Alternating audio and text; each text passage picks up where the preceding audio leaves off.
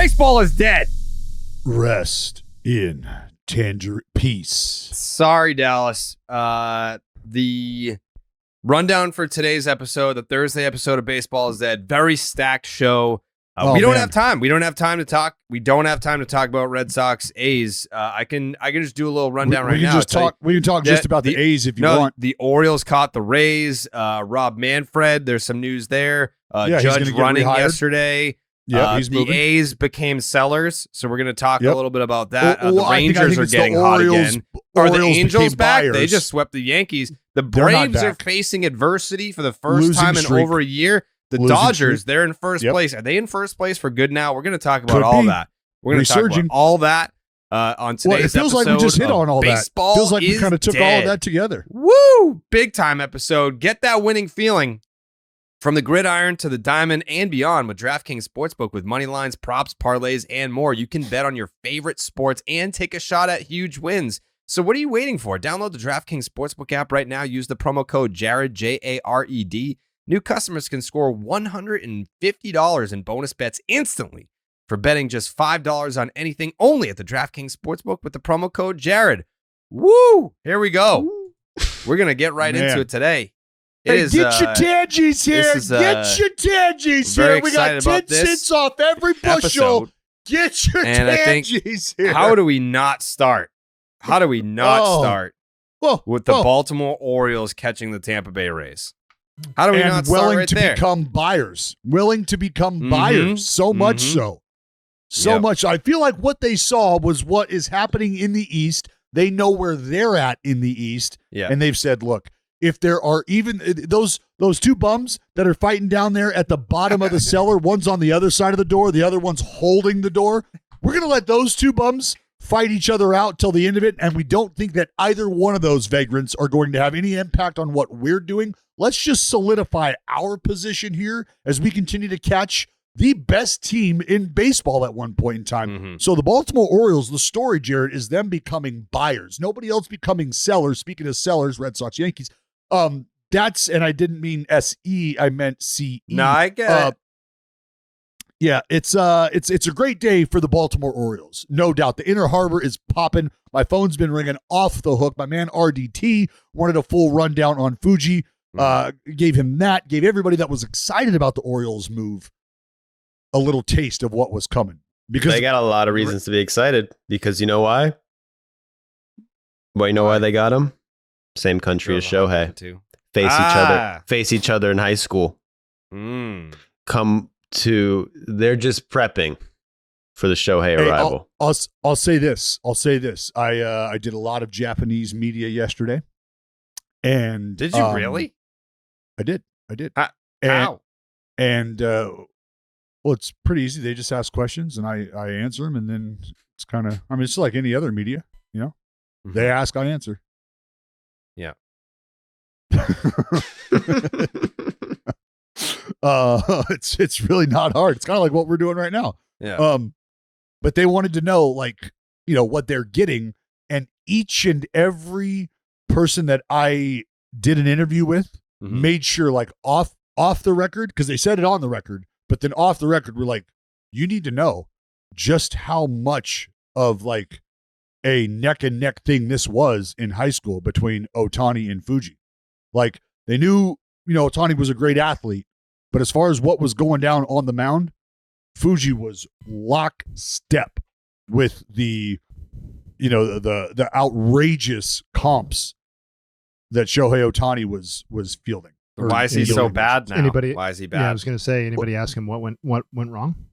The command has always been the issue. The ability to locate the fastball consistently, right? Which is why he had struggles as a starter, which is why, okay, hey, with that kind of arm, we're going to entertain being able to corral that. We're going to entertain being able to harness that. So the A's signed him, brought him over. Things looked great early. And when I say early, I mean like in the first couple innings early, and then not so much, right? What was that contract? Issues. 1 for 7, I believe. That's it? Yeah, I think so. Jeez. I think so. I mean, don't quote me on that. I've been awake for 7 minutes, but I think that's what it is. Aren't you an official team employee? No, I'm not. Okay. Nope. Not an official team reporter. It's But an the employee. idea was, actually, sorry, my bad. It's 1 year, 3.2. Huh? Wow. Yeah. 1 year, 3.2 mil. And I mean, the idea was, look, if this guy lands and he's pitching well, if the A's are not in a position to be competing, this could become a valuable commodity. Yeah. And so they make the move. Orioles feel like they get better. A's in return get a reliever, left-hander who's kind of kicking around AAA, big leagues, maybe close. Don't really know. Haven't dove into that. But initially, I'm happy for Fuji because I watched this dude go from, and I said this the other day on the podcast, I watched him go from being just glad that the outings were over. Like, fuck, thank God. Thank God I'm done playing in this game today. To, okay, I'm getting outs. To walking off the mound, fucking screaming, fired up, yelling, fist pump, because he's fucking embarrassing people at times. And I mean embarrassing. You're swinging at stuff that is 3 feet away from you. And Fuji was finally starting to watch some of those at bats where guys are just walking back like, fuck, I don't know, dude. And you're watching them talk to the other guy. Like I'm trying to think of who it was. Got their doors absolutely fucking blown off. And you could see like in the conversation, just he was walking back to the dugout and I forget who was walking up to hit. And he was like, it's real. That's all he said. Like, it's real. You could see him say, it's real. Like, hey, it's fucking thunder, bro. Get ready. So this could be a fucking weapon for the O's, man. If they've got what they've got, they got Cano and they got Prince Felix back there. There is no reason that he can't step in and be a very, very solid bridge. I classified him as an early leverage guy to help build the bridge. So either way, if Fuji performs at all near what he's been doing right now, which is, I believe you look back, like his command has gotten a lot better over the last, I don't know how many outings, 10 plus maybe. He hasn't walked a fucking single guy, which is massive when you're talking about a guy who was walking everybody up until that point. Almost an earned run per inning. But yeah, I mean, I would say, all right, let's go back to his last 9 outings. His last 9 outings. His last 11 outings. His last 11 outings. Well, all right, he 13 gave up 2 innings, earned runs in that span. I'm cutting it off at 9. 11 innings, give it 13. 7 hits, 12 strikeouts, gave up 1 home run, a 1.64 ERA, a 2.57 FIP. Opponents hitting a .184 with a 5.21 OPS. Yeah, and I back it up a little more just because that does enhance the sell of the command issue that we were talking about. Because any more after that, and yeah, he's walked a guy, didn't walk anybody, walked 2, walked 1, walked 2. So yeah, you back it up 2 more, it makes it a 277 compared to a fucking 164. Both pretty good. Yeah, both not bad. And if we're talking again, if you're telling me that the biggest knock on the guy has been command, and I'm giving you a body of work where he hasn't walked a single fucking soul, yeah, I feel like that's a pretty good selling point on the adaptation that Fuji has gone through. Yeah. Yeah, so he's been pitching well of late since the end of last month, basically. Yeah, and what's nice to see about that is the A's are able to make a decision like that, and I think it's what happens when you play low-level competition like the A's have played this last weekend to make you realize that you have options in-house outside of some guys that might be performing really well for you right now. Like, you don't need guys like Fuji to beat the low-level contenders, right? And so that's what makes a move off of Fuji, I think, easy for the A's at this point in time because they're not competing, but they just played against, for whatever reason, an October hopeful team. That's cute. And they didn't need to, they didn't need to do hopeful team. Didn't need to use him either. Yeah. So this is such a punt year for the Red Sox. I don't know what you're talking about. Yeah, sure. At no point. I mean, I got to tell you, that's exactly the vibe that I got around the clubhouse. That is 100% the vibe from everybody as far as front office goes and decision maker goes. That was everybody's like, yeah, we're absolutely here. It's fucking Pat McAfee, punt game central. That was the vibe. What's the vibe you're getting from like the fans and like the media member, maybe like a fan media member type guy who does a podcast? Like, what are the vibe you're getting from like a guy like that? Like the ones that you. Those are different, Joe. Those vibes have been a lot different. I do a Red Sox centric podcast with another buddy of mine, and it has. I got to tell you, it has not been well. The tangerines are starting to stack up in the warehouse. They're talking about a little bit of a rodent issue because the tangerines are not being distributed like they were. Right, the bushels are fucking bountiful these days, Joe. Bushels are bountiful. It's just not been positive for whatever reason. It's not been a positive outlook. They've had a lot of excuses as well. Best record in the big leagues over the part of our month. rotation is, Literally the best. Well, you still got other arms in the rotation, right? You got the greatest Japanese rookie player to ever grace the American baseball field. Like he's better. Ichiro's taking a backseat to Yoshida and Shohei. It's like, fuck me. All right. This is just complete slander what you're doing right now. It's unbelievable. It was what you're doing. Just a lot of different vibes floating around, Joe. A lot of different vibes. Yeah. It was I mean, it's not often that the Oakland A's are able to have an actual snowball fight on the baseball field and still win a game. Like, we had a couple pitchers go out there and try to throw balls into the fucking second deck down the first baseline and just let Red Sox players go to third base. They're like, fuck it. We're not even worried about picking you off over here. Just get to third, because this is going to do much more for momentum for us when I just strand you there. And it was an interesting approach, but 4 errors later and a series later, the Red Sox end up licking their wounds on the way out of the. Did you get it? Did you get it? Sucks sounds like socks, so I said sucks. Do you get it? Just say the name of the team that we beat, Jared. That's all. Even despite losing a series to the Oakland A's, the Red Sox still have the best record in baseball since June 30th.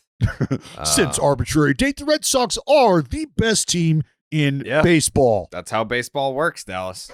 Did you not just look at fucking Fujinama's statistics and be like, since this date, he hasn't walked anyone. I know his ERA is almost 9, but since this arbitrary date, he's actually not bad. Fairly respectable. Literally what you just did.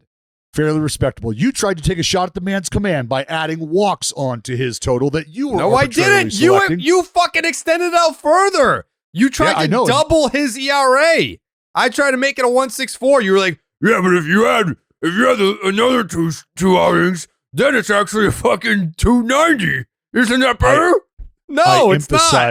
I emphasized the growth in command, and when you are selling and then you doubled his ERA. You doubled That's what you do. Your arbitrary fucking date thing was twice as worse.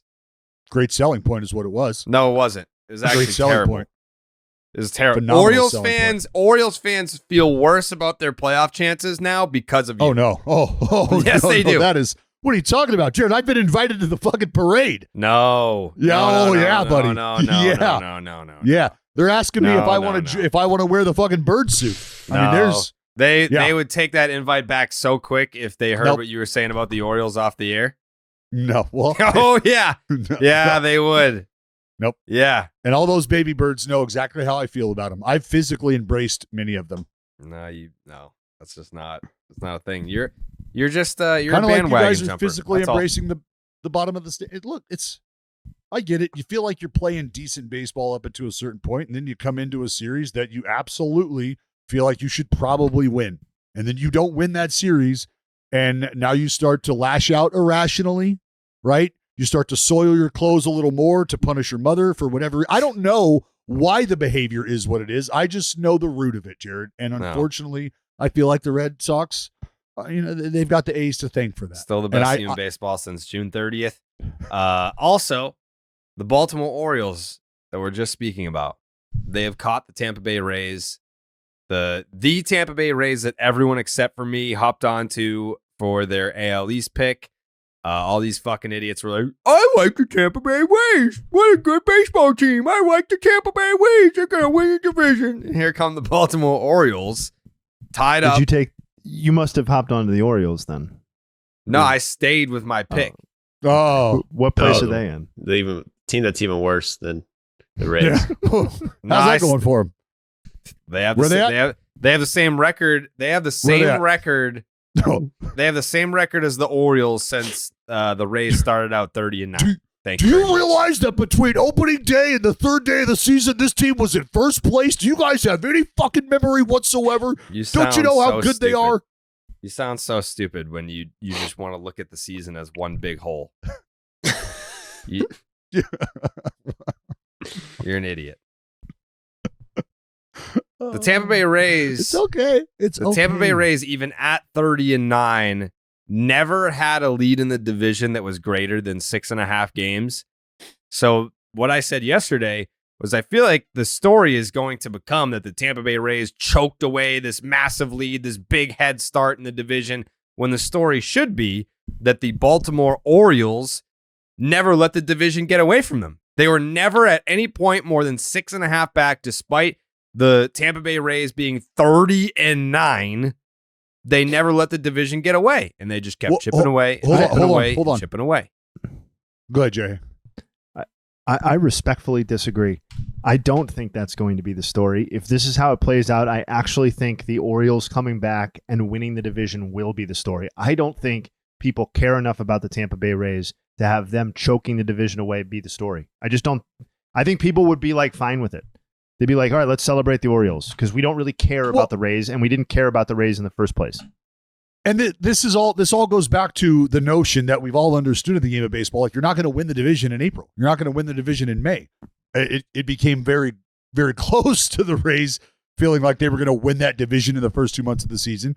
But that's all part of, Jared, to your point, how we do look at this game of baseball, right? Segments, certain dates, you're highlighting when a player goes down, you're highlighting the acquisition of a player and how a team plays from that point on.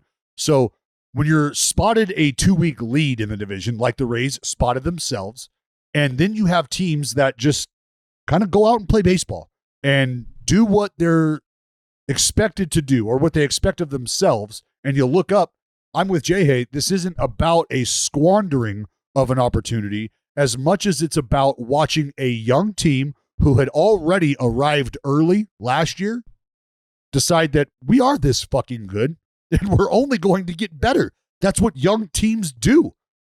I mean, what do they got? 7 first-rounders all told throughout that fucking clubhouse making an impact in that lineup? Like, they're a quality baseball team, and they're trying to make moves to get themselves even better. And so I can applaud the move for Fuji in an attempt to try to solidify one of their strengths, which is what their bullpen's capable of.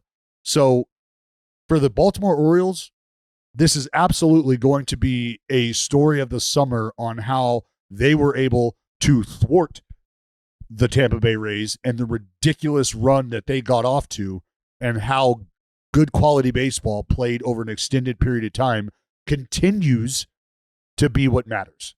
Not just a hot start over a 2-3 week period. Yeah, since June 30th is like, we know that's the second season, most important starting date for stats. Rays, second worst record in baseball, 4-11. Only team worse is the Pittsburgh Pirates. Wow. Well, you didn't really have to give that kind of context, Joe. We could handle the Rays just being the second in baseball. I'm just making sure we're telling the full story here. The Rays and the Pirates are in a battle right now. Because it reminds me a little bit of the Mets last year. I don't know if Jay Hayes is right, what the overall story is going to be. Are they going to say the Rays choked? 4-11? I mean, most teams go through that. And when you look at it, well, yeah, never mind. That's tough because the Rays, right now, you think over the last 3-4 days, Orioles are the best team in that division. Easily the best team in that division. Right? Well, Yankees lost 4. Red Sox, they've lost 2 in a row. Jays, 2 in a row. Rays, 4 in a row. You're making a very dumb point right now. Orioles. What? No point. Joey talking about June 30th. I'm talking about July 17th or whatever it was. A few days ago. That's all. Mm-hmm. I like this arbitrary date segment. I'm into this. No, we should just, you know what we should do? We should just look at the standings and that's just, we shouldn't look at which teams are hot and which teams are poorly performing. We should just look at the standings and that's just what it is. Well, no, I mean that's a good way to start. The Yankees here, have a winning record. The Yankees have a winning record, so they're probably a good team, right? Well, no, that's why I wanted to highlight how things have gone very recently, very recently, right? Which is just like really over the last 72 hours or so, maybe 96 if you're into that. And that's where I threw the Yankees 4-game losing streak in. And then I highlighted the Red Sox and their 2-game losing streak at the hands of the Oakland A's. And then I highlighted the Toronto Blue Jays, their 2-game losing streak, the Tampa Bay Rays, how they've lost 4 in a row. And then I highlighted the Baltimore Orioles, best team in the division right now on a 1-game winning streak. Mm-hmm. That's all. Jay, you have a thought? I just wanted to say some real things about the Orioles really fast.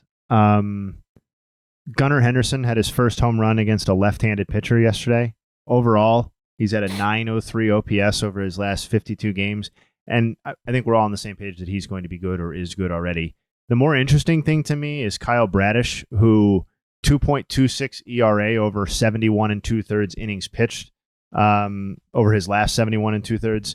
Like the much like we talk about with the Reds, the missing piece here is, a true frontline starting pitcher, or maybe somebody we're even comfortable calling a number 2 starting pitcher. And I don't know if he's going to turn into that or not, but like he has made serious gains from relative to last season, strikeout rate up, walk rate down, all that sort of stuff. He's made gains within this season. Did not start out pitching particularly well and has been lights out, as I just alluded to. And he's got what appears to be a legit breaking ball combination. Batters are hitting 168 with a 238 slugging against the slider curveball combination. So, like, I don't think this guy exists on the Reds if Hunter Green is not healthy. So it would be kind of cool if there was some internal development for the Orioles in that regard, because as we've outlined many times, I just don't know if any of these teams are going to be inclined to add a frontline guy, or even if that guy is available for them to add. I don't know. I just think I really believe that the Rays are also going to make the playoffs, really pretty much regardless of what happens at this point. So I do think that's going to chip away at the idea that they choked too, because they'll still be in the mix and in the playoffs if the Orioles win the division.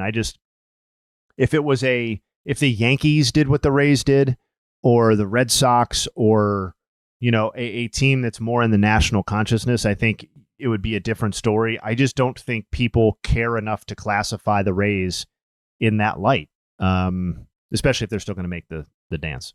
Is it fair to say that the Baltimore Orioles have the worst starting rotation in that division? No. I would say yes. The Red Sox rotation is definitely worse. Would you trade? Have a rotation. We have 3 starters. Well, you have guys, but I mean, you have guys that are a part of that rotation that are on the mend, that are anticipated to come back. Yeah, right? No, I think if you can call it that. Yeah. Well, what the fuck? What are they dead? I mean, they're coming back. Chris Sale, can you count on Chris Sale once he comes back? It's like, all right, once he's back, he's definitely going to make the rest of his starts. But he's a part of that. That's what I'm saying. Like, it's not like you don't have anybody that you haven't identified. You absolutely have Corey arms. Kluber comes back, if he ever comes back, it's like that dude is one of the worst pitchers of all time. What about how? And Whitlock. I mean, Whitlock, that's another dude where it's like, if it's not the hip, it's the shoulder. If it's not the shoulder, it's the pec. Like that. I get that you might have issues with these dudes and they might have physical issues. My whole point, again, though, like if you were to look at the Baltimore Orioles, is that the same conversation we're having in terms of guys who are ready to bounce back, guys who are hurt, because they just brought up Grayson Rodriguez, and I said when they brought him up, like, he's going to have to pitch well. This is not just hey man, you earned it. Let's give you a look here. We're in the middle of a fucking race. We're sitting at the top of a division right now. We can't afford to give a young starter 5-6 opportunities where he's getting his teeth kicked in, and we just overlook that multiple times in the rotation. That they can't necessarily afford to have that happen. So with the rotation being in the spot that it's in, I mean, Dean Kramer over his last 3 starts, I think he's thrown okay. Last outing, not great, but you're going to need a couple guys at the top of this rotation, to Jay Hayes' point, whether you call them a number one or not. You're going to need guys that can give you competitive outings down the stretch here so that the bullpen that you're trying to optimize isn't fucking a gas bag at the end of the season. So isn't crawling to the finish line. I actually think what we have here is 3 rotations in the AL East that are all of similar quality. That is not very good. But how they're getting there is kind of different. Like, I think the Red Sox, Orioles, and Yankees rotations are all of similar quality, like to this point in the season / right now. The difference is that if Yankees you talk should about be much better. Right, exactly. The Yankees rotation should be better than both of those teams, and the Red Sox rotation probably should be better if all of the guys were pitching than the Orioles rotation. The difference is that the Orioles rotation, while not being filled with maybe as much talent, have been more available than either of those other teams, particularly the Red Sox. Like, I'm just looking at it by games started. The Orioles have 4 guys who have started 17 or more games this season. The Red Sox have no such players. Bayo has their most at 16. That's an arbitrary number for sure, but it's about bulk in this particular conversation. Yeah. And like the Orioles have, and they have 2 guys with 20 for that matter, and they've just been there. So I think they're getting to a similar place. The Orioles just don't have the upside of some of those other guys unless we're looking at somebody like Grayson Rodriguez tapping into that potential like we talked about last time, and his most recent outing was not super encouraging in that regard. But I mean, I just think like Cole Irvin's up. He can give you some length. He can give you some there. depth. We're not talking about dominance. He's there. When is John Means supposed to be coming back? I honestly haven't even heard his name mentioned in like a long time. I feel like that's been I feel like there's been a setback or something that we haven't been made aware of. When the fuck did they make this option on Google? I just Googled John Means and I was going to hit news, and it's news, images, stats, and then you can click on in Bible. That's now an option on Google. So you could check out John 3:16 if you wanted. I guess. Stone Cold said so. Orioles John Means throws a bullpen session. This is from yesterday. Let's go. Means threw another bullpen session on Tuesday, the Baltimore Sun reports. Means hit a bump in the road in his recovery from Tommy John surgery when he suffered a muscle strain in his upper back in late May. However, he began throwing off flat ground last month and resumed mound work last week. The southpaw hopes to become an option for the Orioles sometime in August. Heyo. But there remains no clear timetable for his activation. Yeah, because he had surgery in April of last year. It was early, so yeah. You think April this year, there's your 12, and then you're thinking 16 to 18. So 16 to 18, August, September, somewhere in there. They would love to keep John Means back maybe in time for him to be able to pitch and be on the roster. That'd be nice. Yeah. But you don't want to rush him back if he's not capable. That's for sure. Yeah, you need him to be a bonus. You're pushing forward as if you're never going to get him, but if you do get him, it's a nice little bonus for the Birds. So anyways, technically they're alone in first because of percentage points. They're locked up in the games back column, but the Orioles with their percentage points are in first place in the American League East, and Blue Moon is first place in our hearts as it pertains to beer selection. The playoffs, well, they're just around the corner, so it's time to help your team by sticking to your lucky rituals, like the ritual of enjoying an ice-cold Blue Moon while the game is on. Blue Moon was born in a ballpark, first brewed at Coors Field in Denver, Colorado. Make it your one-of-a-kind baseball tradition, whether you're at the park or watching from home. Thank you to Blue Moon for being there for me yesterday when the Red Sox lost the series to the Oakland A's. Very frustrating, but it was all washed away by the amazing taste of Blue Moon with all its coriander. I had a Blue Moon at the Coliseum and I dropped that shit. No, there was an orange on another one or no? Orange on the yeah, I got another one. Yeah, the orange on the fucking pavement on the concrete floor of the Coliseum. It was tragic. Hey, it's all good, Joe. I got a ton of citrus if you're looking for some. All right, I'll let you know. With its refreshing flavor with Valencia orange peel for a subtle sweetness and hints of coriander, Blue Moon Belgian-style wheat ale is a one-of-a-kind beer that's made brighter. It's carefully crafted and full-flavored with refreshing notes and a smooth, creamy finish. Blue Moon was brewed by baseball to give you a dose of nostalgia and get you excited for the new season. Why strike out with the same old beer when you can get something that's one of a kind? Its bold flavor, bright explosion of color, and iconic orange slice ritual guarantees a one-of-a-kind beer experience perfect for spring weather. Best served with its signature orange garnish to showcase its beautiful bright color. A beer this good only comes around once in a blue moon, but you can enjoy it all season long. Brighten up your baseball traditions with Blue Moon Belgian-style wheat ale. It's a one-of-a-kind every time. Check out shop.bluemoonbrewingcompany.com for baseball merch and visit get.bluemoonbeer.com/rocket to find Blue Moon delivery options. That is get.bluemoonbeer.com/rocket. Blue Moon, made brighter. Celebrate responsibly. Blue Moon Brewing Company, Golden, Colorado. Ale. Evan Drellick of The Athletic had a tweet yesterday. Sources: MLB Commissioner Rob Manfred expected to be reelected in vote next week. I will go to Dallas last. Joseph, is this a good thing for baseball? Sure, man. Let's go. What do you mean, sure? Give me some conviction. Listen, dude, we gotta give Rob some time. He's on a hot streak. Pitch clock, maybe had some bad quotes. Maybe, he said some things about the A's, got roasted a little bit, but pitch clock's doing well. I mean, hey, attendance is up. They're putting out good stats. Why not? I mean, who else are they going to do it? It's going to be so much better than Rob Manfred. Who knows? Be careful what you wish for.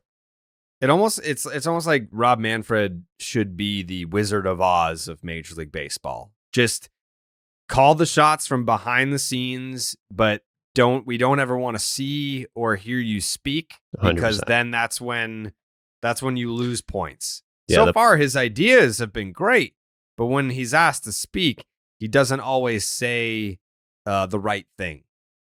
Mm-hmm. Yeah, I mean, owners probably love him. I mean, that's the whole thing. People give him shit for is that he's too much of like a owner's commissioner, which I guess they're supposed to be. That's the point. He's hired by. It's the group who hired you. Yeah. So yeah, that definitely doesn't surprise me. Mm-hmm. Which is why the vote is funny. Yeah. Good or bad for baseball, Jay? Hey, Rob Manfred will be here for much longer. I think technically it's bad, but it's bad in a way that like it doesn't really matter, because baseball is such a behemoth that it's just going to keep inexorably moving forward regardless. Why is it bad? Why is it bad? Mm-hmm. I mean, I think it's bad for most of the reasons that I've like probably ad nauseum laid out on this podcast that I'll try and make brief again. Like, I just don't think the where baseball is headed in terms of investment on the product on the field is the right direction. And I don't think the priorities in terms of where ownership groups are at or what's being prioritized there is necessarily good for the sport of baseball long term. But if we're talking good for baseball in terms of making money in the short term and not tipping over the apple cart and, like status quo and all that sort of stuff, yeah, it's fine. It's also like the least surprising thing ever. If there had been any dissent at all that leaked out, that would be way more surprising to me than just kind of a rubber stamp Rob Manfred approval, because it really doesn't matter what the fans think about the commissioner. Like, we can talk about it as much as we want. That is a non-factor when it comes to deciding whether he's going to continue to keep his job. And, Joey, he works for the owners, so it follows that this is how it's going to work. It's bad if I have to choose one of the two, but I don't think it's bad in any way that's going to be noticeable to fans or really make a difference for Major League Baseball overall. Dallas, why is it bad? Well, for some of the same reasons that Jay Hay just outlined. If you're looking, the connectivity, right? The intangible fabric that does exist between fans and their favorite teams, fans and their favorite players. The steward of that is someone that you would like to be able to leave a press conference with a decent taste in your mouth, or at least not want to be spewing vitriol at this individual. And as we have found out, that's what happens when Mr. Manfred speaks, is he never, ever calms the situation. He never, ever clarifies or articulates things and puts people in a decent headspace to understand what's going on. It's quite literally a fire that has started, it feels like, every time he addresses the media publicly. And whether it's intended or not, it's just kind of how that happens. So in a forward-facing steward of the game, keeper of the game regard, that's where it's tough. And as far as some of the rule changes that have been made, I think you would be ignorant and you would be actively choosing to look for bad things if you can't acknowledge the impact that those decisions have had on the game. So the idea of being the Wizard of Oz behind the screen and never, ever really showing your face, I mean, I'm sure that's great. That's never going to happen. Right. It's just, but is that not what Theo Epstein's doing to a degree? Like he's working for the league and he's helping them kind of. They probably are just like, hey, you probably have good ideas. You're a young, smart guy, and you've done all there is to do from a general manager perspective. Do you want to come work for the league? Like, I'm sure I would love to know what ideas and what just things were put into action that came from Theo Epstein. I would love to know what some of those things I think were. a lot of the balls in play type stuff were big, whether it was Theo's idea initially or him. Like, a lot of people have kicked around all of these ideas for a long time. So it's in the ether. I know for a near certainty that he once he got into the league office, the concept of balls in play and the speed of the game and stuff like that was a massive, massive priority for Theo Epstein. So whether he's the guy who finally got Rob to act on this stuff or whether he was, because I do think that's what's coming in a post Rob Manfred universe. Whenever that next commissioner comes, I think the only difference is going to be in style, not substance. Like, I think it's going to be like, if you look at the other commissioners, Adam Silver, even Goodell at this point has kind of like gotten over the hump of his worst stretch and feels like on the other side of it from a PR perspective. Like, what those guys are better at than Rob Manfred is talking, right? There's not a whole lot of difference in what Adam Silver does as a commissioner or what Roger Goodell does as a commissioner than what Rob Manfred does, despite the fact that Rob is completely vilified. There's just not a huge difference. The difference is that every time Rob opens his mouth, the contempt for the media and the fan leaks out of everything that he says, whereas Adam Silver and Roger Goodell just are either slightly better people or just talk better. And like, I just think that's the next baseball commissioner, whether that's Theo or somebody in that mold who's just a little slicker with all this sort of stuff, and is less like openly a labor lawyer as like Rob Manfred. But there's a reason that the re-election occurs, and it's because the group that he's representing cares not one single bit about any of that. Like, do you think the owners care about the perception from the fans of the commissioner that they have put in place? No, I just said that that it's a non-factor. I just think that the reality of the situation will be that they are not going to continue to have commissioners that are openly antagonistic. I just don't like it when the next decision comes. I just think it's going to go to a person, maybe just inevitably, because those are the people that are in the pipeline. But I think it will end up in a person that is much smoother in how they discuss these topics than Rob Manfred is. A-Rod. That's if A-Rod is the commissioner, man. Like, that would be like, what's that, basketball or whatever? Or, yeah. Yes. Yeah. That's what A-Rod as the commissioner would feel like. Just like a total carnival fucking non-sport joke show. Yeah, honestly, if A-Rod's the commissioner, I'm probably out at that point. Like, I'm probably, hopefully. Come on. That's why everyone gets to vote. We're voting. I think we should be able to vote.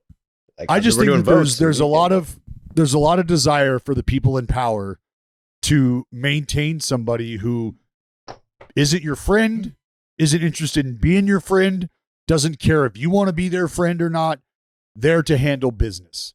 And I think if you're going to have representation of an entire group, I feel like the owners are more than okay with that. I just disagree. I think even if they don't specifically care about what the fan thinks about the commissioner, I think the idea of having a better ambassador for the sport who is still a commissioner or sorry, an ownership mouthpiece, I just think that's going to be the choice. I don't. But where does that choice come from, Jay? We're talking about 30 people. If the game wants to grow internationally, which is obviously something that it wants to do, I just don't think that a guy who every press conference he gets becomes its own topic of conversation I just don't think that's a good thing for growth. I think the NBA has a much better idea of how this should be executed in terms of the person who should be out in front doing the talking. And I get it that they're not going to make that change in the middle of what is Rob Manfred's commissionership prime, but there will come a point where there will be somebody behind Rob Manfred who's ready to take that mantle or is saying, I'm going to go elsewhere if I don't get to be commissioner. When Rob's 70 years old, I don't even know. How old is Rob Manfred? Fucking 50 something? 60 something? I don't know. Be 60s. It's not going to go on forever. Like, I don't think 64. Rob Manfred is going to be. How old was Bud when he retired? Like 1,000? Almost 80. I don't think Rob Manfred is going to be 88 now. What year did he leave the league so office? He was in his probably like early 70s when he retired? Yeah. Early 70s. Bud's so you got been another gone a while decade now. plus. You got another decade plus. Maybe. I don't think Rob Manfred is going to be all right. He retired in 2006. All right, so 17 years ago. Upon So the he's expiration of his 71. contract in 71. 2009. Yeah. Oh, okay. So still early 70s, early mid 70s. So, all right, Dallas, bet time. I will bet you. How old's Rob? 64. I'll set the over-under at 74.5, Jay. Under, and I will bet you. Okay. Because all right, to your the point winner about gets a Rob Manfred jersey. done. To your point, Signed. Signed Rob Manfred jersey. to he's your signing point mine. and acknowledgement of the behemoth that is Major League Baseball. Thinking about the growth of the sport internationally, the thing that has to happen before anything else can happen is you have to have willing participation from ownership groups abroad, correct? They're going to need examples on how this is going to go for them. Enter the 30 owners of Major League Baseball. The example that they will be giving is that they have a pit bull in Rob Manfred at the helm that, gentlemen, I promise you, if you have any apprehension about this, let us, the 30 owners here stateside, tell you just what you're getting in a guy who will go to bat for what you need to do, who will go to bat for your bottom line. We'll get a guy who's not interested in making friends. You're going to get a guy who is here to get you the best business deal possible. And they're thinking, well, the behemoth of baseball is already going to grow the game itself. That's already in place. We don't have to worry about planting the seeds. We don't have to worry about watering the seeds. We don't have to worry about anything. Baseball is going to take care of that. We just need to worry about getting vertical, which means if you can grow it and you can package it and you can sell it all on one site, you have got it all locked in. And that's what the proposal is going to be. And so they're worried about what the bottom line is going to look, not how Rob Manfred is going to ingratiate himself with the fans internationally. They don't give a shit about that. And this is the last I'll say on it. And what I'm telling you is I think the next person in the pipeline is just as cutthroat and just as ruthless as Rob Manfred. He or she just hides it better. That's all I'm saying. Because I think Adam Silver is 100% as ruthless as Rob Manfred. We don't view him that way. Doesn't mean it isn't the case. No, you're right. Would you say this? Has Adam Silver at any point in time showed you a side of humanity that you haven't gotten from Rob Manfred? Has Adam Silver shown the willingness to stand up and make a stand for what he believes is right in that moment, regardless of noise from one side or the other? Yeah, I think on some of the cultural topics that have popped up over the years, I think he has shown a little bit more interest in engaging with that stuff than Rob Manfred has. Yeah. And remember, like, baseball, whether you like it or not, is a good old boys club, man. And some of the things that you would want or think that people are moving forward on just might not be true collectively for a group of owners. And I know, like, yeah, we don't need to continue to go in circles on this, but I agree with Jay Hay to an extent about how it's maybe not as public or as visible. Some of the more aggressive or maybe distasteful moves that have been made on the side of other commissioners. But I almost think that there's a little hint of, yeah, we don't mind that. We don't mind that our guy's a little abrasive. We don't mind that he might ruffle a few feathers, you know? That's okay. Because ultimately, that still detracts and takes away from what we're doing as a group. So if you're pissed off with him, great. You know who you're not pissed off with? Us, the owners. Yeah. Joe seems to be a fucking huge Manfred guy. Yeah, I'm a massive Manfred guy. Well, I'll say about Manfred, like thing that I think we all agree on is like he's made a lot of changes to the rules. I like pretty much every single rule change he's ever made. So I give him credit for that. And especially since he got a lot of shit for it at first. And, you know, now people are coming around. Obviously, that's not the only thing he's, you know, you could criticize him for a lot of shit. But that, you know, I'll give him a pat on the back for that if no one else will. Yeah, a lot of the heat that he took early too, you got to remember, is about, you know, is going through one of the most difficult times we'll ever go through as citizens on Earth, right? Just you're dealing with a pandemic-laden professional sports season and all of the hurdles that came with, and then from there, you've got the lockout. Like, there's just so many things that you could take issue with. And I'd say we very well could be getting to a point where Rob Manfred is starting to get over that hump of criticism. It's unfortunate that the stuff, you know, with the A's fans didn't help, but that's what happens. Is every time we get somewhere with the public approval, he'll do something to just reverse that. The A's stuff this season is the biggest issue. Like it's front and center for him. I don't agree with the idea that he's gotten over the hump at all. Like no, I didn't say he's gotten over. I said, like, the quotes that he came out with about the Oakland A's at the time of the reverse boycott. You could have told me this is an article from The Onion. I would have believed you. I'd be like, of course it is. Like, right. Why wouldn't it be? Right. That was the word. I was at dinner with the owners chilling, so I missed it. Oh, my bad. Chilling. Yeah,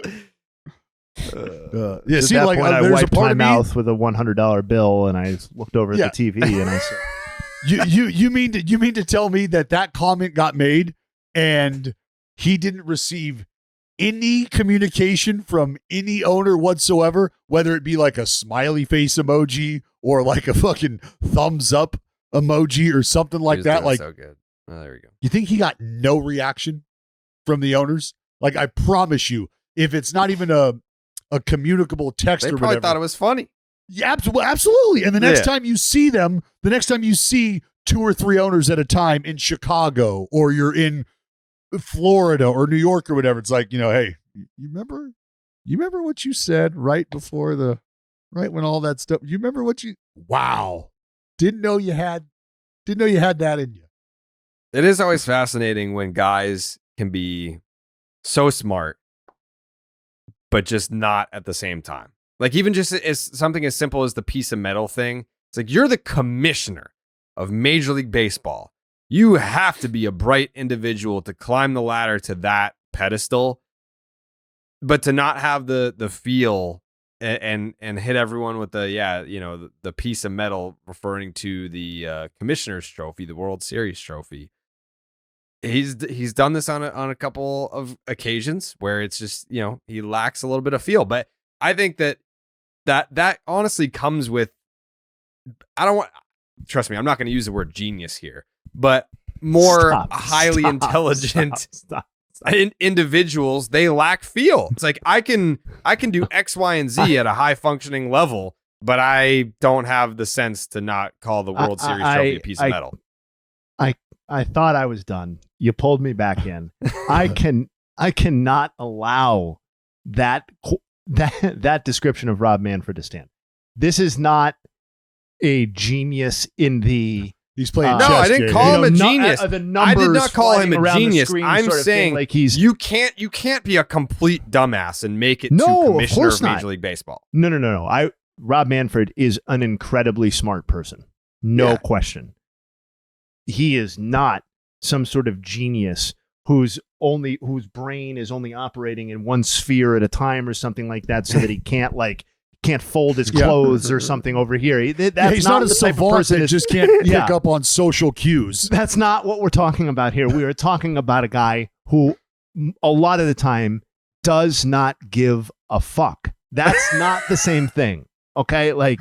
And you can prefer one or the other. I don't really care. But that's what's happening here. He says those things because there is a lack of what happens when he says those things? Right, Nothing. what are you going to do? You're going to fire him? No, they're going to go through this charade of a vote where all 30 people that hired him the first time are going to go, all in favor?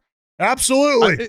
Think about any of our lives. If any of us were in a position where we could say basically anything without consequence, then we would probably have more instances of being a little crude or crass, right, in some of our comments. That's just how it would work. And that's what's happening here. You have a guy who is a pit bull labor lawyer for decades, now in the highest position in the sport with all of the power. And he's like, why would I care about that? Or why he doesn't have Twitter, so he doesn't even fucking probably notice it half the time. Oh, you think he doesn't have a burner? That right there, Joey, 100% false. Yeah, he's got a burner. I've had multiple executives tell me that they have burners just because they're curious about the dialogue. They're players. Yeah, they're curious about their players. They're curious. Yes, there are. Yeah, for sure. I think Rob has plenty of people telling him what's happening on social media. I do not think that Rob has a personal account. I was just going to say, he might not be able to log in on his phone personally, but he is. When something bad happens, let me tell you, finds out with the quickness. He knows, but it's not the same as logging on Twitter for your 10th fucking time of the hour and you get 7 more fucking mentions telling you're a piece of shit. It's a lot different when you're going. Having a burner is great. Twitter is great for just being in the know and seeing reactions to things that either you've said or you're a part of.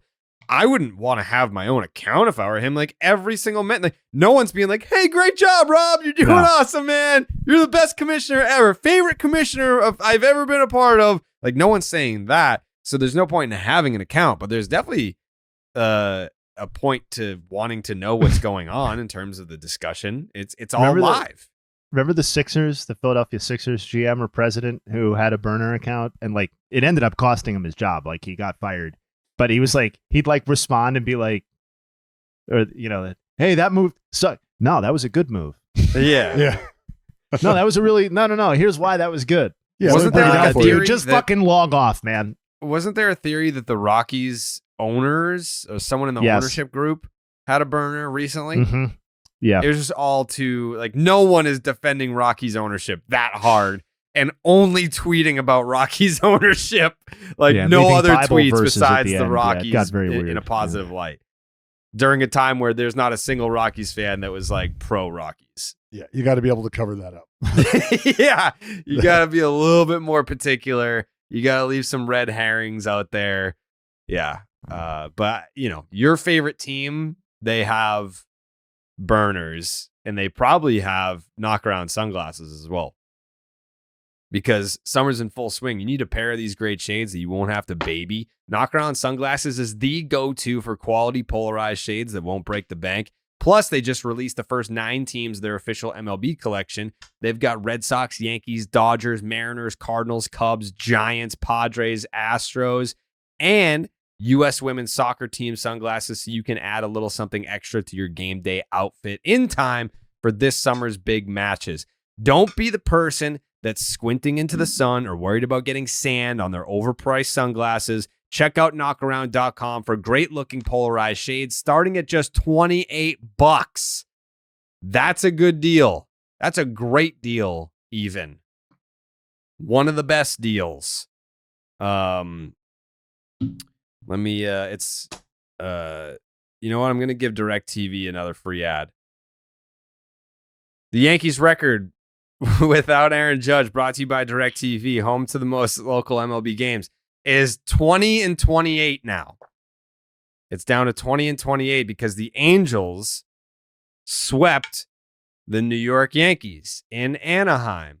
A little look at the standings here. The Anaheim/LA Angels are now, what are they? They have a winning record again. Thanks to the New York Yankees. They're back over 500 at 49-48. They're 4.5 out. Does this change anything in terms of how they view trading Shohei Ohtani? Were they ever going to trade Shohei Ohtani in the first place? I'm going to go to Jay Hay first here. Does this change anything now that they're, I don't want to say within striking distance, but they're a respectable amount of games back. They're back to having a winning record. Where should the Angels mentally be at? Because the latest report was that they're not going to make a decision on this until they're 24 to 48 hours out from the deadline. And I think that makes sense with what we said, right? We said that they had a runway of about 3 weeks to make this decision. I think that was last week or the week before. And it did seem like that they were going to take all of it. If I was running the team, it would not matter. Their odds are at 14%. Even if you want to be generous and say those are wrong and bump them all the way up to 25%, that's still a 1 in 4 shot of making the playoffs. I think the return on Ohtani would be frothy enough with all of these teams that you would get something that would be meaningfully impactful for you moving forward. But I do think separately, that's me. As it relates to the Angels' actual decision making, I do think it matters. I think the fact that they are, I mean, we were talking about the Yankees as a potential buyer of Ohtani like 72 hours ago.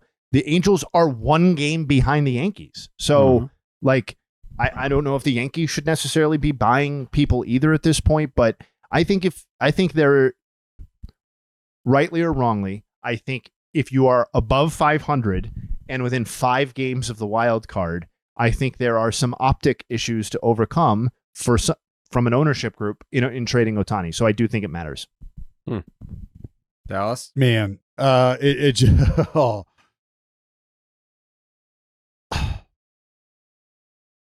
it's not realistic, in my opinion, based on how things have gone, that the Angels continue to compete for a wild card spot when it's all said and done. And there's only one way you can get better conceivably next year or moving forward. And that's by having whatever it is that Ohtani could potentially bring you. And that's not going to be necessarily big league ready or big league capable next year. But you run the risk of watching the greatest talent ever to walk away and you receive nothing in return. And this is all part of what I have been talking about since they've expanded the playoffs, is the bottom line is what's affected here. So do you want to pour money in to the potential of just sneaking in to the playoffs? I don't know if you want to pour money into that, but if you're the Angels, do you want to walk away from Ohtani with nothing to show? Absolutely nothing to show for it. You will have had the greatest player on your team, and what do you have to show for it once he has left?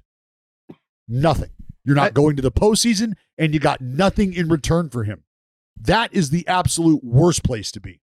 Dallas, what's your list of teams, of organizations that have, every team has the need for Shohei Ohtani, but I'm talking about they have the prospect capital and the, I guess, drive to make something like that happen on a rental. Because I feel like there are some teams out there where it's like, I'm not that desperate to give up all this prospect capital for a rental player, knowing that, hey, I'm probably not going to re-sign this guy. But I mean, I think the most intriguing team out there would be the Tampa Bay Rays, right? Like, Well, I feel like we're definitely not going to sign this guy, but we can get him on our team for half a season and make a run at this thing. That's the most intriguing team to me. But it feels like the Tampa Bay Rays, and I've watched this happen. And you talk to guys, in and around the game, the division, some that have been with the organization. The reason that they value the prospects the way they do is because they're not afraid to bring those prospects up and have them impact their big league club sooner rather than later. So if I don't even have those guys as options anymore, but I've only got Ohtani for this 2-month period, I think the Rays are an organization, much like the Dodgers are an organization, that have the foresight to say, how we operate, this is not our move. This is not where we fit in to pursue this guy to give away what we know can impact us for the future and what allows us to operate the way we have been operating cost effectively as well as production wise. And Ohtani for 2 months, I don't think blinds the Tampa Bay Rays enough for them to say, yeah, you know what? Give me another beer and let's talk about it. Fuck it. Let's entertain it. I just don't think the Rays get there.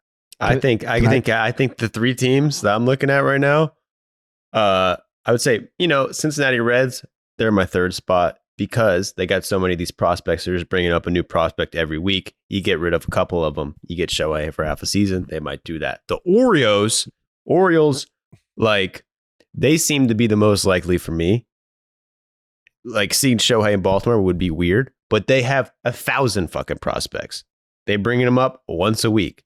Trade a couple of them, get them half a season, and that's a team that could win the World Series with Shohei. Am I right or am I right?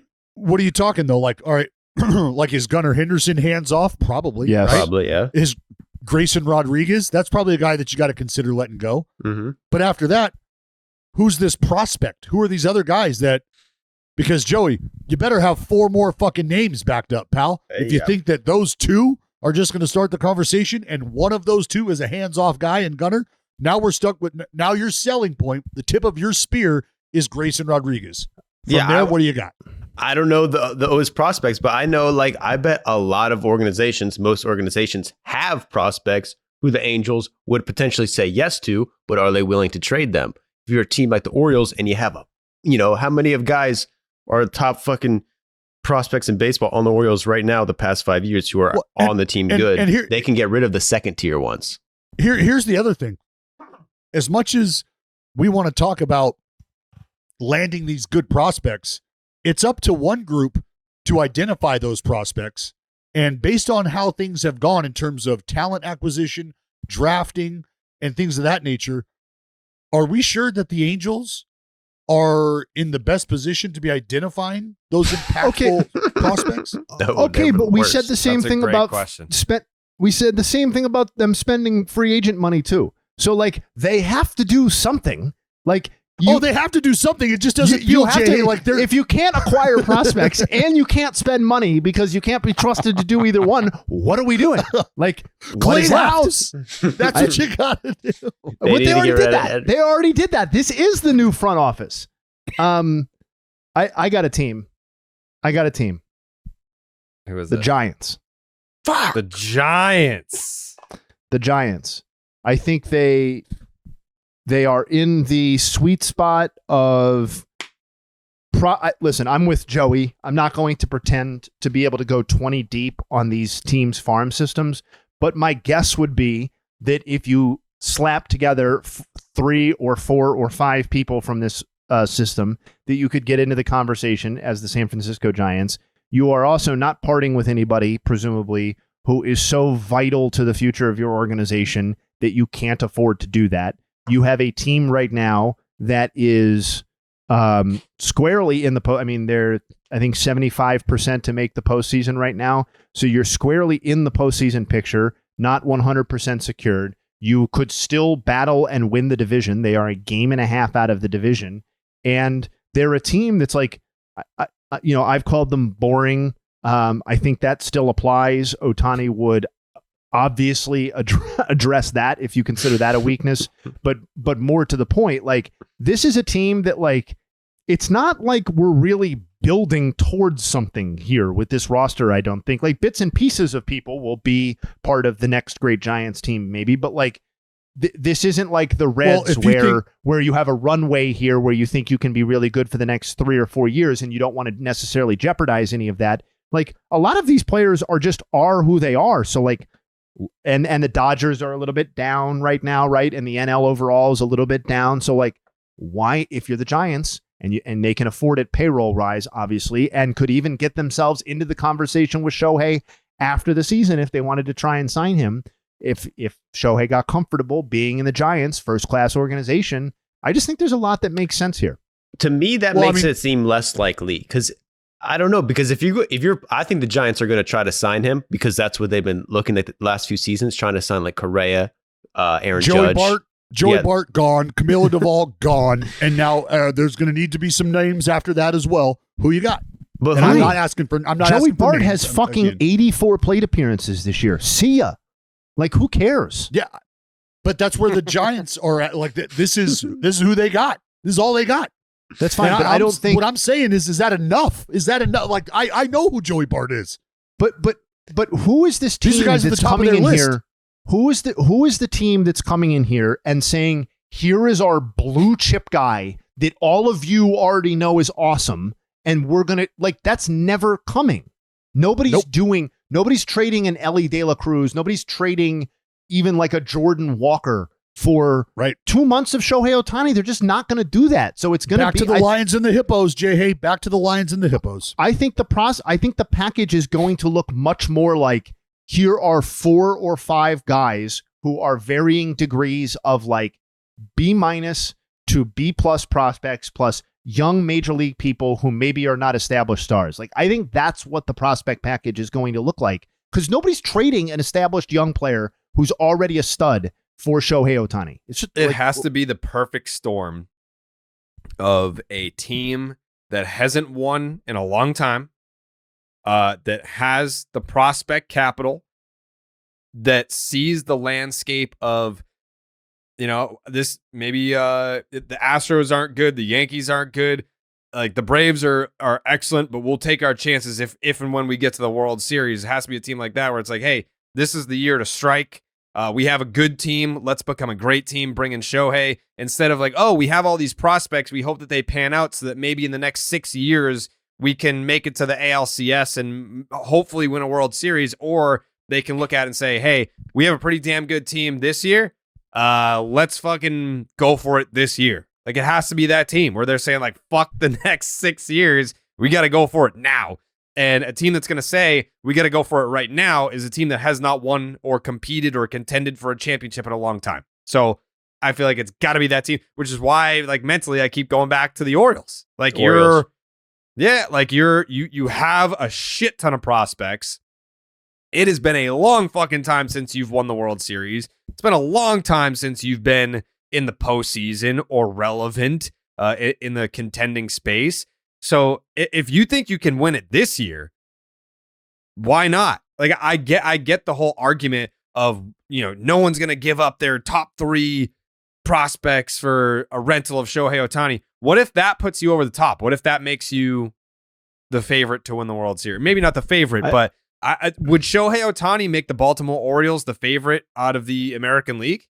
So, but yes, probably. But here's to your point about the top 3 prospects, so Gunnar Henderson is obviously not a part of this package, and there is zero chance, in my opinion, that they're trading Jackson Holliday in a Shohei Ohtani package either. No. Nope. So you're immediately getting to a class of people that are not name brand names, which is what I was trying to say. Like, okay, Grayson Rodriguez is. He's also a name brand name who isn't good right now. So you have to be, if you're acquiring him, and he's a big part of the receiving package, you have to believe that Grayson Rodriguez can be fixed, or this is a blip or something like that. But like, I'm just pulling up Fangraphs lists.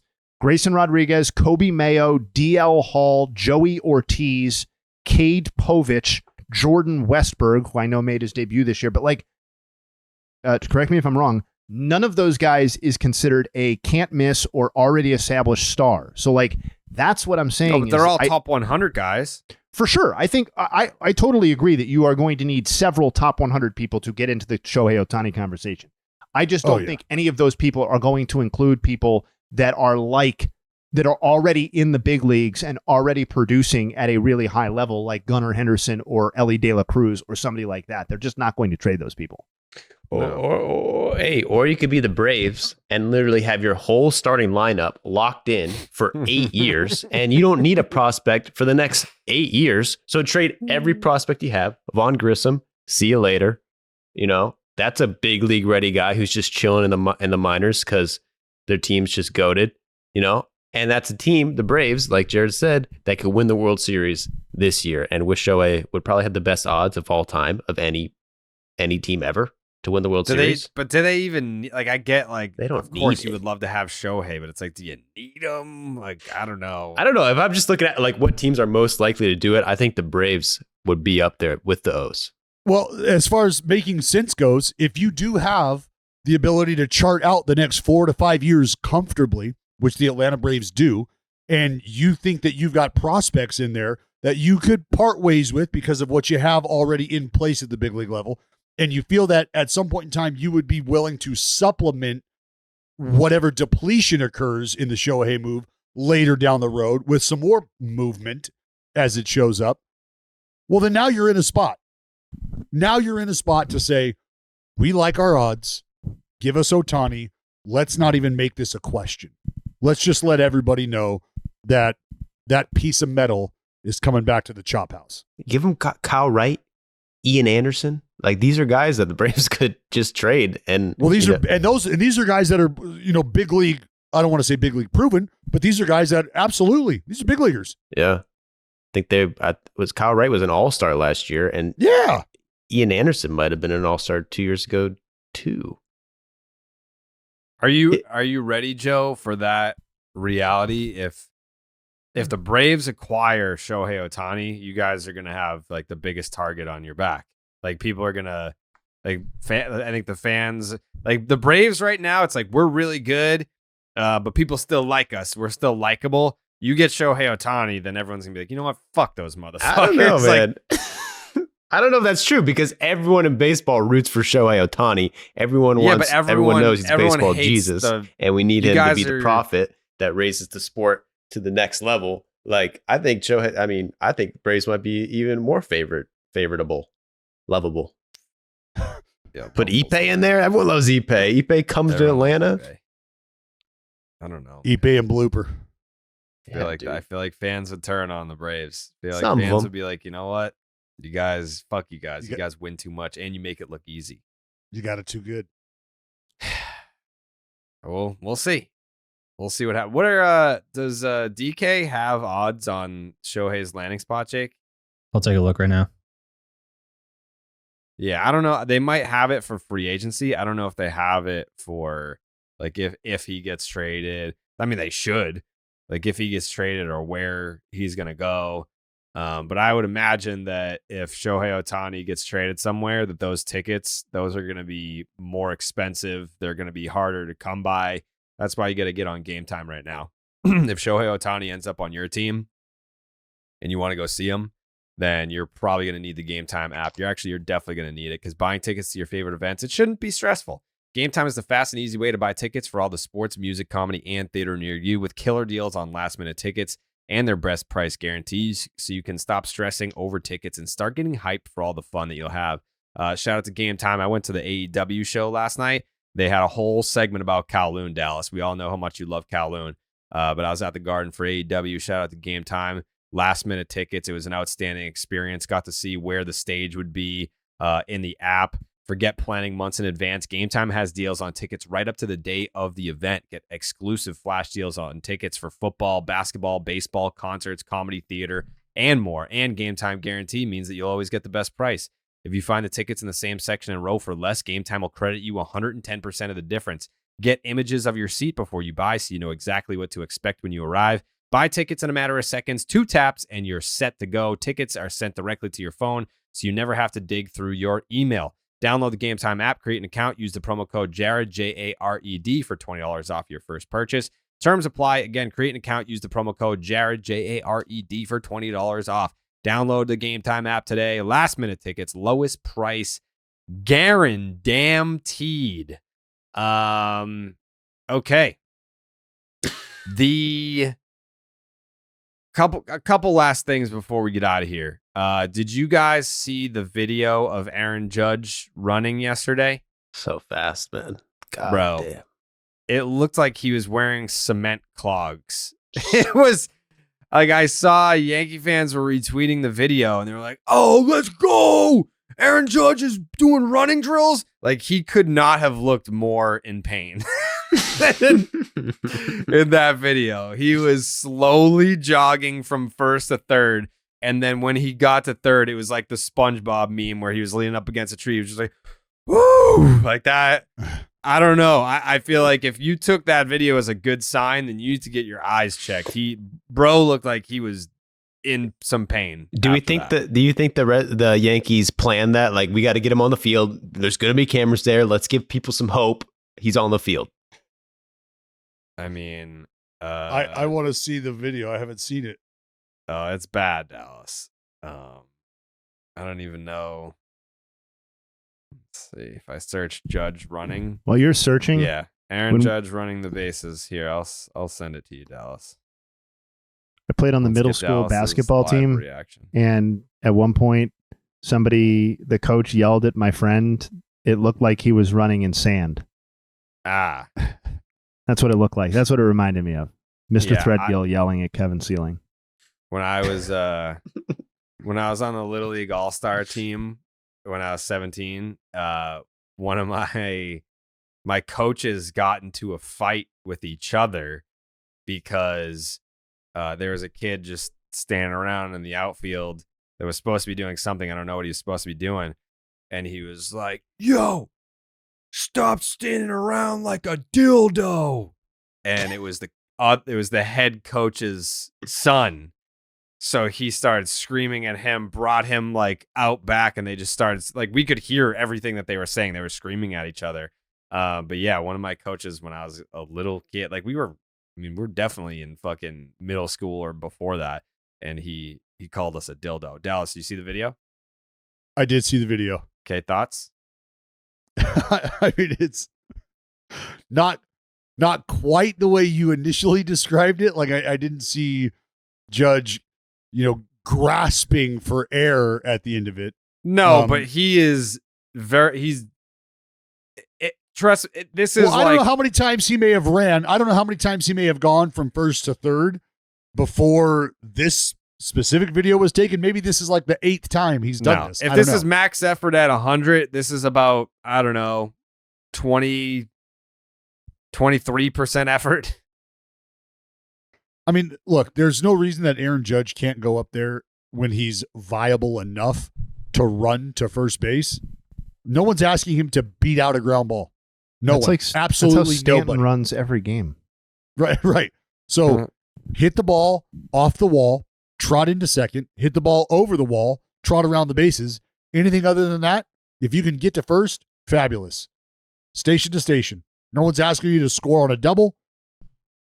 Like, we'd like for you to score on a double if you're at second. That would be great.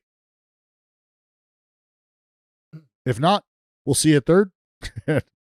Hope we just keep this line moving. No, let's. How about we see it in 2024? That's kind of. It looked painful. He definitely doesn't look like he's ready to turn on the jets, as they say. The Texas Rangers, they're getting hot again. Winners of 5 straight games. Seager probably, if it weren't for Shohei Ohtani, would be a heavy, I don't want to say a heavy favorite, but maybe. Would Corey Seager be the favorite for MVP if not for Shohei Ohtani? Quite possible. Right? Like, Judge is down. Ohtani's not a human. If it weren't for those two factors, I mean, Corey Seager's got to be, like, where is he at in terms of the he's missed a lot of games. League leaders. Yeah. Let's see. I would venture to guess he's somewhere on the top. Yeah. Dude's been balling out. Let's look at the old fan graphs. I mean, I would. As far as WAR goes, I believe it's Bichette. Like, Bo Bichette's having a decent year. Luis Roberts having a big year. Yeah, but he's not realistically going to get any MVP love. Not even the highest WAR on his own team. Jonah Heim, Marcus Semien, and Adolis Garcia are back to back to back 9, 10, and 11. It's actually in the Jared. Are you looking at F4? Yeah. If you do unqualified or not, like 0 plate appearances is the thing to get Seager in there. It's actually Texas guys 10, 11, 12, and 13. They're all in a row. Oh. That's kind of funny. Heim, Semien, Seager, Garcia. Don't mess with Texas. Don't mess with Texas. That's fucking wild, actually, that Corey Seager's basically been as valuable as Marcus Semien in 160 fewer plate appearances, which speaks really to to Seager's season, and not a knock on Semien, who's obviously awesome. Right. Yeah. Yeah, honestly, Yeah, like Seager, if he Seager's just plays first the in the league rest in of batting average, yeah, He's second in on 46. base, second Got in an slug. OPS over 1,000. Mm-hmm. if he just plays the rest of the year, I think his playing time issue will dissipate enough that he would be the second guy. Because I think that those numbers are eye-popping in a way that nobody else in the ALs are. Like every other non-Ohtani candidate has like a flaw or like requires you to really buy into like their defense or something to be an MVP candidate. Like Luis Robert, Wander Franco, and Marcus Semien being the guys that I'm talking about there. Like none of those are traditional MVP candidates. But a guy Just a quick shout out to Estuary Ruiz. Oh God. Ruiz has been down for fucking 3 weeks or so. Mm-hmm. Still leading the American League by a large margin in stolen bases. Congrats. Take my small victory. Where's the MVP discussion with Ruiz at right now? Yeah, You know, it's not gathering the steam like I would have hoped. Mm-hmm. But there's some more worthy names, Joe. Well, we Rays are the A's are sellers. Maybe someone comes knocking. Has to go nowhere. The Texas Rangers coming into play. What's today? Thursday? Coming into play on Thursday, have a 4.5 game lead over the Astros, having won 6 straight. I stand corrected. I said 5 straight earlier. This is a team that has not relinquished first place. They've been in first place for 111 days. They haven't been out of first place since the April 8th was the last time. Yeah. Damn. So I think we have this discussion already about like if you think that the Texas Rangers are going to hang on and some of you jumped off. I can't remember who. We need to hold these fucking people accountable, Jake. A guy like me, I hold myself accountable, and I was feeling like the Rangers were limping a little into the All-Star break, and I said the Houston Astros are kind of scary, and they proved me wrong. Because now I'm looking at it, and I'm not asking for an opportunity to jump onto the Rangers, but I might take that right now. Because well, you can't have it. I don't want it. I'm not giving it to you. But the Astros are dealing with injuries, and it keeps getting worse for them in the injury department. Yeah, and that's the issue right now.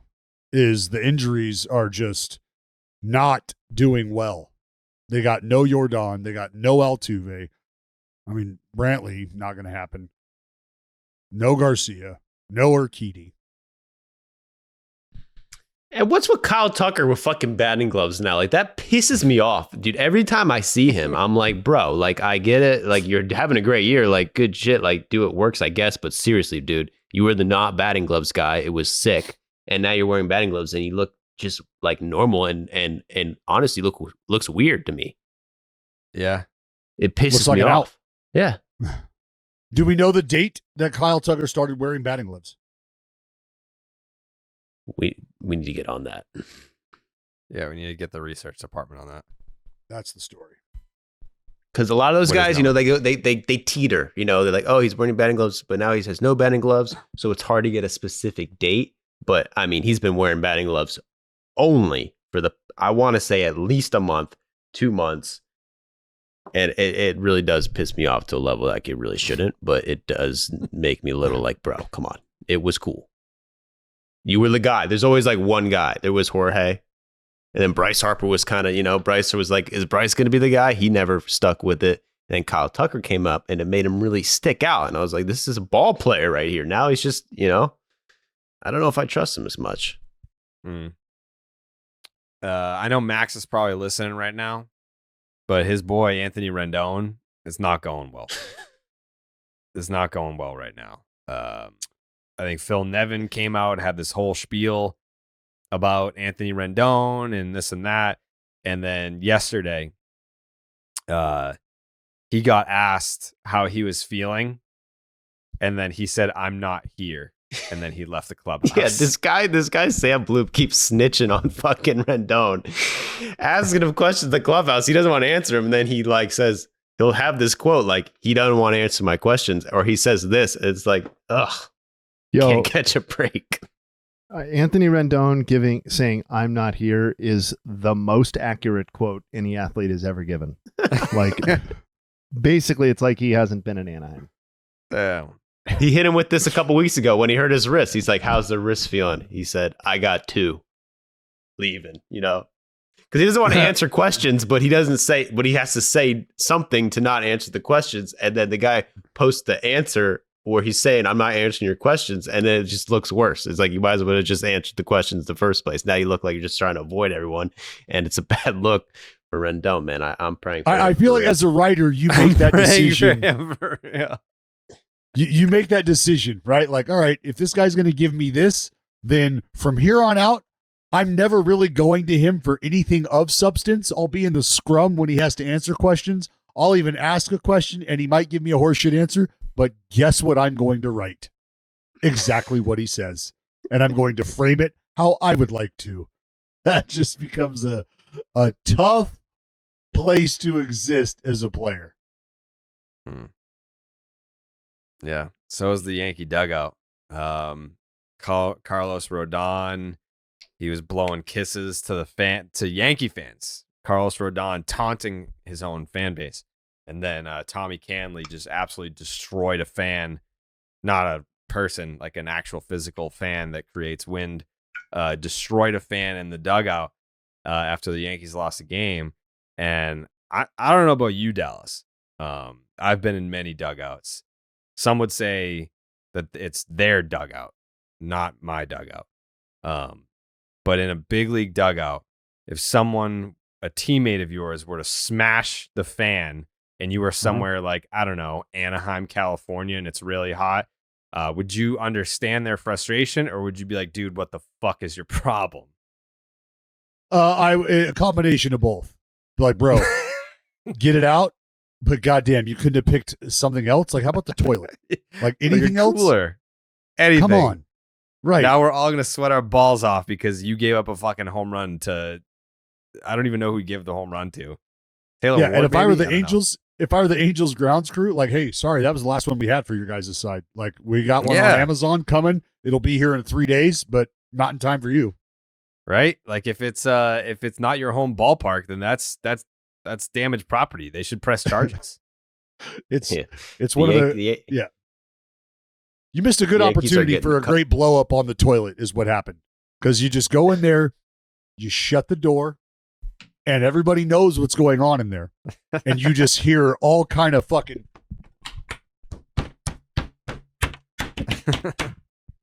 And then the door opens. Guy just walks out, shuts the door behind him, and then you start to see water flow out from the bottom of the door. It's like, well, what happened in there? Nothing. Everything's fine.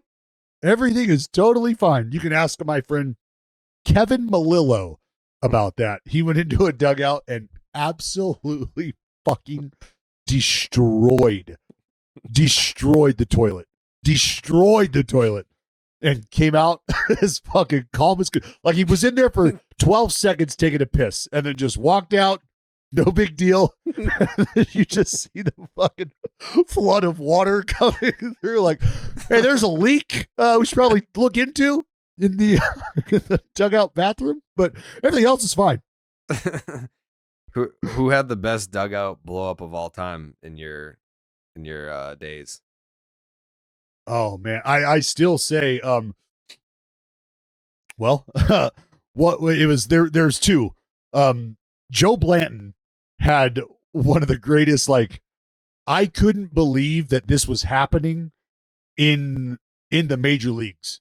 Like, is this what goes down here? Vlad Guerrero was just in a fucking tree at the time, like out of his mind. You couldn't throw anything. If you were throwing pitches in the stadium he was in, he was hitting them, and he was hitting them over the wall. Like, the dude was just fucking unconscious.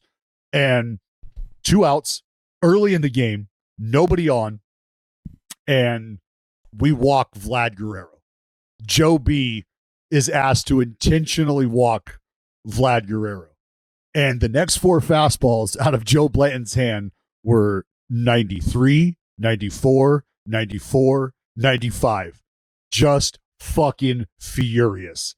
Came in after the inning, and Joe, like, he didn't wear gel or anything in his hair, but when his hair was wet, it would like spike up and stick up. And when Joe B was fucking pissed, buddy, not going to say much, but the hat comes off, the head swipe back, the fucking hair spikes up, and he walked into the dugout, and I'm sure you know who the manager was at the time. The message was Bob Guerin? Yes, it was. And the message was, are we that fucking scared of this fucking guy? Are we that big of a fucking pussy? Is that where we're fucking at? And I'm going, holy shit right now. Like, this dude, like, this is a player just unleashing right now in the dugout. Like, he's not saying it directly to the manager's face. He's saying this out loud. He's screaming this out loud. Manager's walking over to probably calm that down, and I'm just sitting, like, I'm trying to fucking look out of the corner of my eye at what's going on, and I'm trying to just, like, keep looking at the field like, oh, fuck. If I even look in that direction, am I going to get in trouble? Just sit here, try not to get hit with anything that gets thrown. Just take this in right now. And it was a very exciting fucking snap for me. But the greatest of all time is a guy who, I think I've told this story a couple times, actually, in the minor leagues, playoff game. He had been in on the team all year long, and then gets bumped during the playoffs, and they're like, all right, ends up making a start. They're like, short leash, things not gonna have a long go at this. Things do not go well for him early, and he gets pulled out of the game early, first inning, and walks directly off the mound. And as he's walking off the mound, he's taking off his hat. He starts unbuttoning his fucking jersey. He takes his cleats off, and he throws all of this shit just right in the garbage can, right in the dugout. Like, so it's not a blow up, but he just got completely undressed and threw his entire fucking uniform into the trash, and then went up and sat in his locker. And I'm not kidding you, sat in his locker naked on his stool like this for the rest of the fucking game. And I had to walk in there, like I walked in to check on him, and I walked into that scene where he's just naked, staring blankly into his locker, and I was like, you know what? I think this conversation could wait. I'm probably just gonna give him some time here. I never saw the dude again. Gone. Really? What happened? Gone. Like, did he retire? I don't know. Did I can't tell you what happened because I don't know. Days are still paying him. Just fell through the cracks. We don't know what league was this? Just a complete snap job. Like, that's a break from reality, right? Like, I'm going to get undressed now, and baseball, I'm done with it. Like, so done with it that all of my clothes are off, and I'm just fucking chilling naked in the clubhouse. That's usually like a mental state that families get wiped out. For sure. Like, I had been there. Like, I've been there mentally in a clubhouse. Like, what the fuck is going on? What the fuck? Yeah. Like, that's like when you're scrolling TikTok and you get like one of the 911 calls, and it's like, hi, I'd like to report a murder. Yeah. Who are the victims? There's a mother and a child here. Are you sure they're dead? Yeah, I'm sure they're dead. Is the killer still in the house? Yeah, no, it's me. That is that's the mental state that gentleman was probably in. Wasn't good. I hope he's rebounded because he was a good dude. I'm sure he's doing great. As long as baseball's out of his life, I'm sure he's doing awesome. Great guy. He's probably doing that shit in an insurance office somewhere, still doing that, loses a lead and just fucking strips off the button down, everything's in the trash. He's walking back from the water cooler, taking his tie off, and they're like, oh shit, what happened? Did he hang up on you again? Fuck. That's when you got to tell the customer at the next desk, like, look, you might see some inner thigh coming up here in the next 5 minutes. I need you to don't put any stock into that. It's been a bad day for our colleague. All right. Oh my God. Yeah. It's all right. Sometimes you just got to blow up, man. Yeah. I mean, that's just a fascinating way to do it. Like, instead of just taking a bat to a toilet, he just gets naked and stares off into the only thing I've ever done is, like, I gave my glove away in the middle of a game. Walking off the mound. That's it. This guy was walking off the mound in Portland, and this kid was like, hey, can I have your glove? You're not going to use it. And I was like, yeah, you know what? It fucking doesn't work. Here, you take it. And I just fucking threw it to him. 86 miles per hour right to this kid's fucking face. Yeah. Yep. Hey, it worked for what's his face? I forgot. I can't remember all the Rogers, but one of the Rogers on the fucking Taylor? Giants threw his. Yeah, that helps. Tyler Taylor. I honestly don't remember. Threw his glove in the trash. Since then, has like a ERA under 1. Well, sometimes just got to wipe that slate clean, baby. Mm-hmm. I haven't had any big blow-ups like that, but I came very close. The day that we got punished for the Chinese food, and they were like, it ended up being one of the best pieces of content that I did at that company. But when they punished us for like leaving the Chinese food out, and we had to watch Game 3 of the ALCS in 2019 by Ellie Schnitt telling us like she was doing the play-by-play, and she's never watched a baseball game before. And I'm just sitting there thinking, like, my first reaction is, like, I need to be able to live tweet this. Like, it's a fucking Yankee playoff game. Like, we only get so many opportunities to, boost our following and shit. It's the ALCS. Like, I need to be live tweeting this. Like, this is fucked up that you're taking this away from me. And then also for the fact that I didn't have anything to fucking do with it. It wasn't my Chinese food. I didn't eat it. I didn't order it. I had nothing to do with it. So I was like absolutely rip shit that I was getting lumped into the punishment. And I ended up like anytime, like there was definitely a time in my life where if I was ever that angry, that my first instinct was like, I'm just going to walk out into the middle of the street. Like, I'm just going to get hit by a bus. Like, you know what? Like, fuck you. You can't punish me if I'm dead. So I'm going to walk into the street. I'm going to kill myself. So it ended up being like a blessing in disguise like that. Didn't we play the audio from you, Dallas? Like you were watching the, because I called Dave. Yeah, that was right. Because White Sox Dave was not showing up, blah, blah, blah. And I told Dave, I was like, Dave, I don't care what you do right now. You cannot let him in the building. You absolutely cannot let him in the building. He has to stay away, and we got to go with Ellie.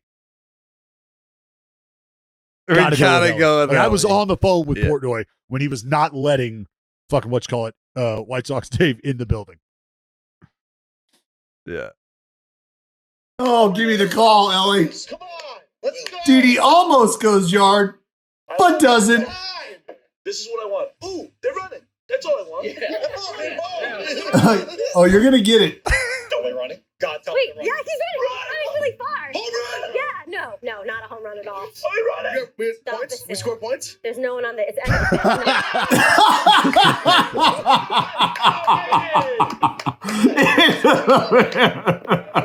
We heard that.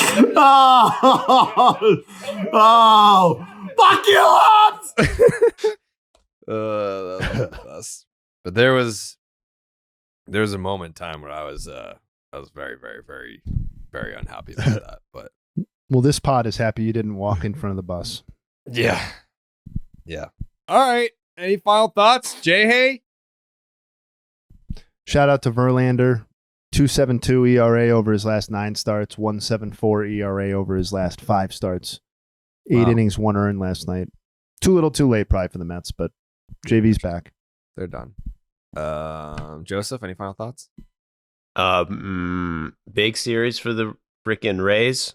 First Orioles this weekend. That's going to be electric. Let's see who comes up on top. I'm thinking the Rays are going to do it, but we'll see. Wow. Also, little thing I want to add to the Angels. Are they going to trade Shohei or not? Angels next 2 series, I believe. Pittsburgh Pirates, Detroit Tigers. A lot of false hope. Ooh. It ain't over yet, folks. Snap Okay. out in time. 2 teams. Hey, how about they sweep them both? Hey, we get a report. Mike Trout's healing up nicely. Seems like we could have Shohei staying in Anaheim for the rest of the season. If that happens, we'll see. We'll see. But yeah, 2 big series. Two things to watch. Pivotal, some would say. Dallas, final thoughts? Farewell to Shintaro Fujinami. Oh, boy. We knew him. We loved him. And he will now be getting outs for the Baltimore Orioles. And I wish him nothing but the best. Also, side note, if anybody has any cure for citrus poisoning, I'm all ears. I could use some help. Jake, before I go, I see the sun beaming through the windows right now. Any chance you can give me a little weather update in your neck of the woods? I don't care what the weather is. I'm just going to go eat tangerines till I pass out because I don't know what to do fucking anymore. tangies, Jake. That's what the weather's like. It's raining fucking tangies. We gone.